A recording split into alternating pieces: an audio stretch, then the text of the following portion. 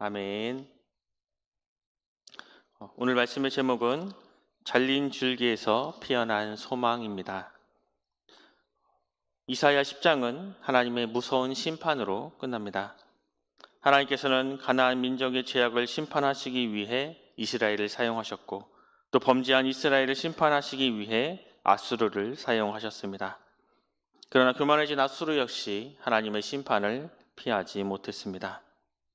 인간의 역사를 보면 죄가 죄를 낳고 심판이 또 다른 심판을 부르는 것처럼 보입니다.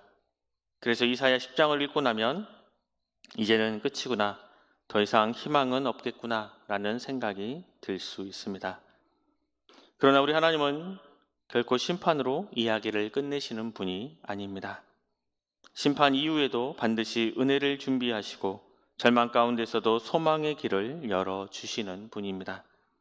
오늘 이사야 11장은 바로 그 소망을 우리에게 보여주고 있습니다. 1절 말씀에 보면 이새의 줄기에서 한 싹이 나며 그 뿌리에서 한 가지가 나서 결실할 것이요. 여기서 이새는 다윗의 아버지입니다. 곧 다윗 왕가를 가리키고 있습니다. 화려했던 다윗 왕조는 이제 죄로 인해서 거의 잘려나간 나무와 같은 상태가 되었습니다. 더 이상 왕조의 영광도 없고 미래도 보이지 않습니다. 사람들의 눈에는 다윗 왕조는 이제 끝난 것처럼 보였습니다. 하지만 하나님은 그 잘려진 밑동에서 다시 새싹을 돋게 하시겠다고 약속하십니다. 사람은 끝이라 말하지만 하나님은 시작이라고 말씀하십니다. 이것이 바로 하나님의 은혜입니다.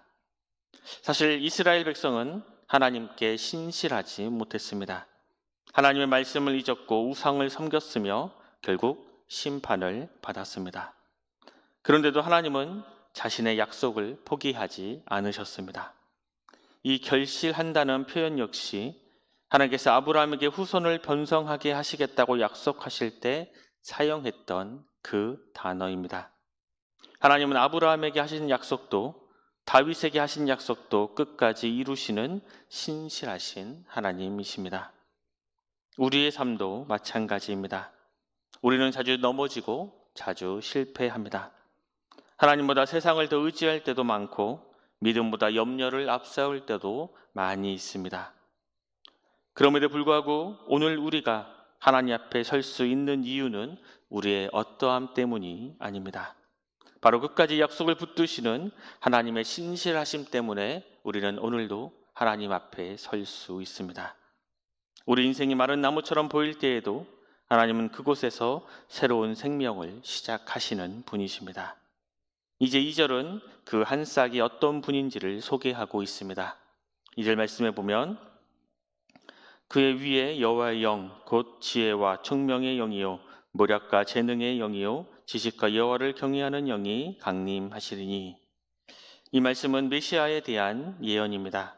그리고 신약은 이 말씀이 바로 예수 그리스도 안에서 성취되었음을 보여줍니다. 예수님께서는 세례를 받으실 때 성령께서 비둘기같이 임하셨고 하나님께서는 이는 내 사랑하는 아들이요 내 기뻐하는 자다 선포하셨습니다. 예수님은 하나님의 지혜와 능력으로 세상을 다스리시는 왕이십니다. 그런데 놀라운 사실은 그 위대한 왕이 작은 색사처럼 이 땅에 오셨다는 겁니다.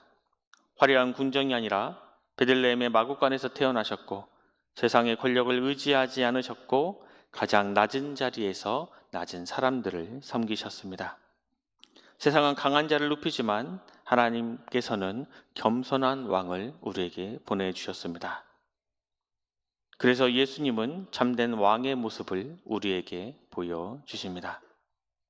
이어서 3절에서 5절까지는 메시아의 통치를 설명하고 있습니다. 예수님은 사람처럼 겉모습만 보고 판단하지 않으십니다. 사람들은 외모를 보고 또 학력을 보고 재산을 보고 소문을 듣고 쉽게 상대방을 판단합니다. 그러나 주님께서는 우리의 중심을 보십니다. 예수님께서 이 땅에 계실 때도 그렇게 하셨습니다. 사람들이 죄인이라고 손가락질하던 사람들에게 먼저 다가가셨고 화려하게 헌금하는 부자보다 생활비 전부를 드린 과부의 믿음을 칭찬하셨습니다. 이 사실이 오늘 우리에게 큰 위로가 됩니다. 사람들에게 오해받을 때도 있고 내 진심을 아무도 몰라주는 것 같이 보일 때에도 우리 주님께서는 우리의 눈물도, 우리의 형편도, 우리의 모든 마음도 알고 계시는 분이십니다. 또한 예수님은 진리의 말씀으로 세상을 판단하십니다. 그분의 말씀은 죄를 드러내고 악을 무너뜨립니다. 그리고 그 모든 심판은 공의와 성실 가운데 이루어집니다. 세상에는 수많은 지도자가 있었지만 완전한 지도자는 단 한 명도 없었습니다. 사람들은 새로운 지도자가 나오면 기대하지만 시간이 지나면 또다시 실망합니다. 사람은 모두 죄인이기 때문입니다. 우리 자신도 마찬가지입니다. 가정을 이끄는 부모로서, 교회를 섬기는 일꾼으로서도 부족함을 느낄 때가 많이 있습니다. 때문에 우리의 소망은 결코 사람에게 있지 않습니다. 우리의 참된 왕은, 우리의 참된 소망은 오직 예수 그리스도이십니다. 그분만이 우리의 삶을 끝까지 책임지시는 완전한 왕이십니다.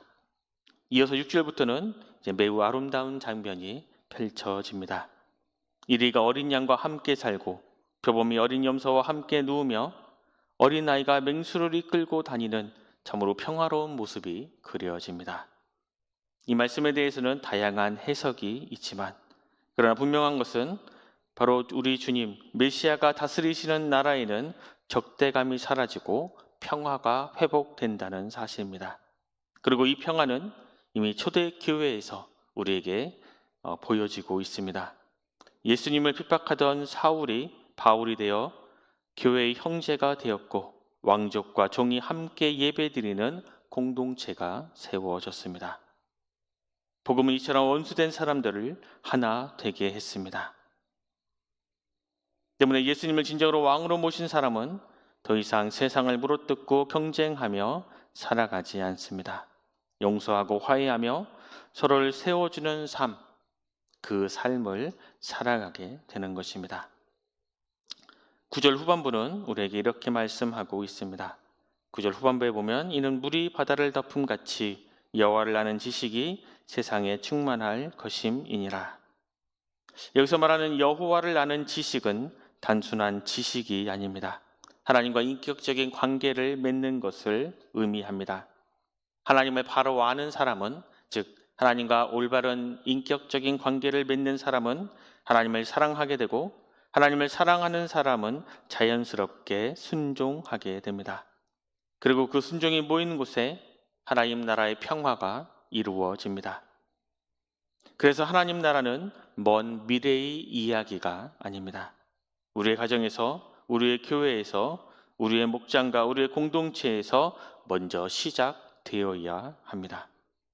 예수님께서 다스리는 곳에는 미움보다 사랑이, 경쟁보다 섬김이, 다툼보다 화해가 나타나야 합니다.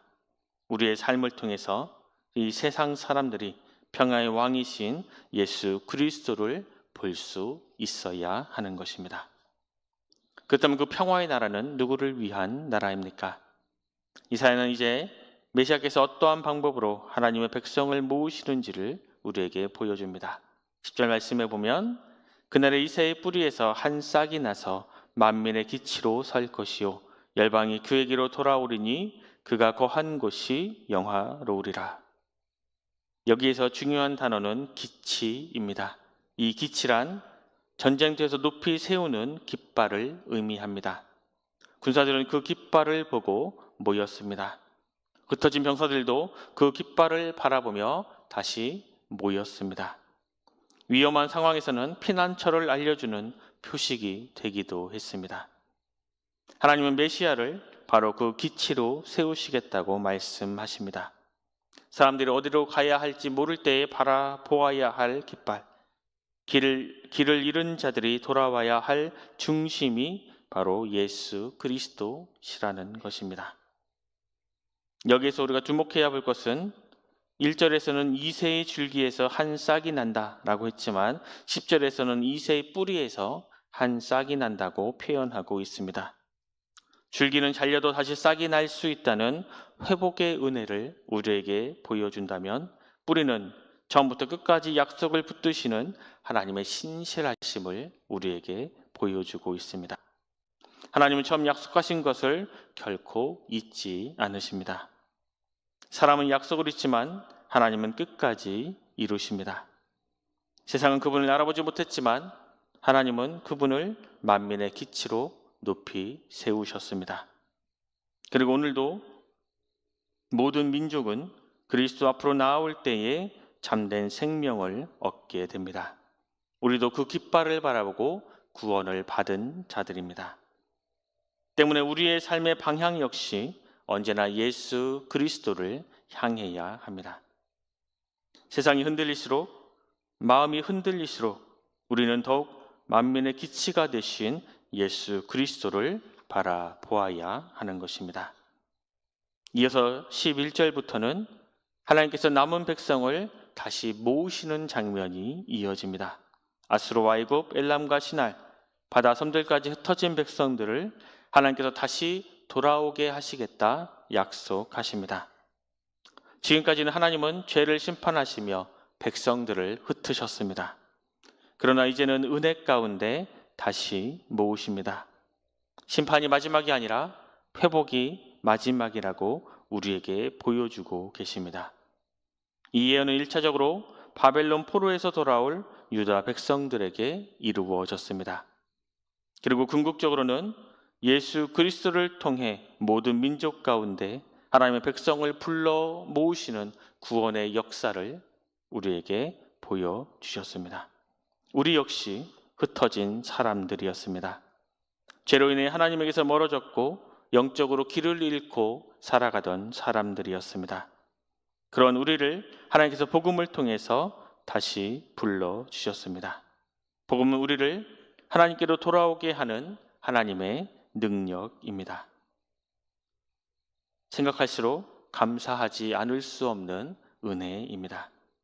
때문에 이제 우리는 하나님께 가까이 나아가는 삶에서 멈추지 말아야 합니다. 한번 구원받는 것으로 만족하는 것이 아니라 날마다 매일매일 그리스도를 더욱 닮아가며 가까이 나아가는 성도가 되어야 합니다. 이어서 이제 12절에서 14절에는 또 하나의 놀라운 약속이 나옵니다. 오랫동안 갈라져 싸우던 북이스라엘과 남유다가 하나가 될 것이라는 말씀입니다. 에브라임은 유다를 질투하지 않고 유다는 에브라임을 괴롭게 하지 않을 것입니다. 하나님의 백성이 이제 하나가 되는 것입니다. 죄는 사람을 하나님과 멀어지게 할 뿐만 아니라 사람과 사람 사이도 갈라놓습니다. 질투와 미움, 시기와 다툼은 바로 죄의 열매입니다. 그러나 예수님은 원수된 것을 허무시고 하나 되게 하시는 분이십니다. 이 말씀은 오늘 우리에게 아주 큰 도전이 됩니다. 우리 사이에는 여전히 많은 갈등이 있습니다. 세대 간의 갈등, 지역의 갈등, 이념의 갈등, 계층의 갈등이 끊이지 않고 있습니다. 가정 안에서도 또 교회 안에서도 오해와 다툼이 생기곤 합니다. 그러나 예수님이 다스리는 공동체는 달라야 합니다. 우리는 서로를 경쟁의 대상으로 보는 것이 아니라 함께 하나님의 나라를 세워가는 동역자의 시선으로 바라보아야 합니다. 서로를 용납하고 서로를 격려하고 서로를 세워주는 공동체가 될 때에 세상은 교회를 통해 하나님의 나라를 보게 될 것입니다. 이제 마지막 15절, 16절은 출애굽을 떠오르게 합니다.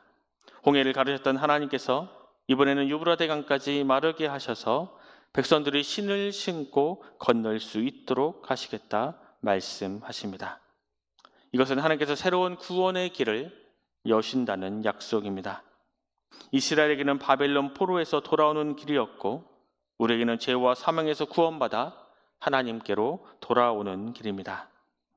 우리의 힘으로는 결코 하나님께 나아갈 수 없습니다. 죄가 가로막고 있고 사망이 가로막고 있으며 우리의 연약함이 가로막고 있습니다. 그러나 하나님은 예수 그리스도 그분의 십자가를 통해 그 모든 장애물을 제거하셨습니다. 그래서 누구든지 믿음으로 주님께 나아오기만 하면 구원의 길이 열립니다. 하나님의 은혜보다 더 큰 죄는 없고 십자가보다 더 강한 장애물도 없습니다. 때문에 우리는 날마다 십자가의 은혜를 붙들며 감사해야 합니다. 오늘 이사야 11장은 처음부터 끝까지 바로 한 분을 바라보게 합니다. 만민의 기치가 되신 예수 그리스도, 그분을 바라보게 합니다. 그분은 잘린 줄기에서 돋아난 새싹이셨고 성령으로 충만하신 참된 왕이시고 공의와 성실로 다스리시는 메시아이십니다. 또한 흩어진 백성을 다시 모으시고 원수된 자들을 하나 되게 하시며 죄의 길을 막고 생명의 길을 여시는 구원자가 되시는 분이십니다. 그런데 이 기치라는 단어가 민수기에서 모세가 광야에서 높이 들었던 놋뱀을 단 장대를 가리킬 때도 사용됩니다. 우리 예수님께서는 요한복음 3장에서 바로 그 장대를 자신의 십자가에 비유하셨습니다. 광야에서 놋뱀을 바라본 자들이 살았던 것처럼 십자가에 달리신 예수 그리스도를 믿음으로 바라보는 사람은 누구든 영원한 생명을 얻게 됩니다. 그렇다면 이제 우리에게 맡겨진 사명은 무엇입니까?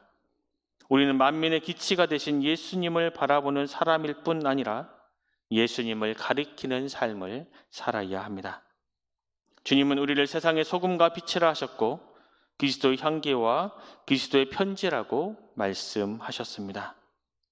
세상은 먼저 우리의 삶을 바라봅니다.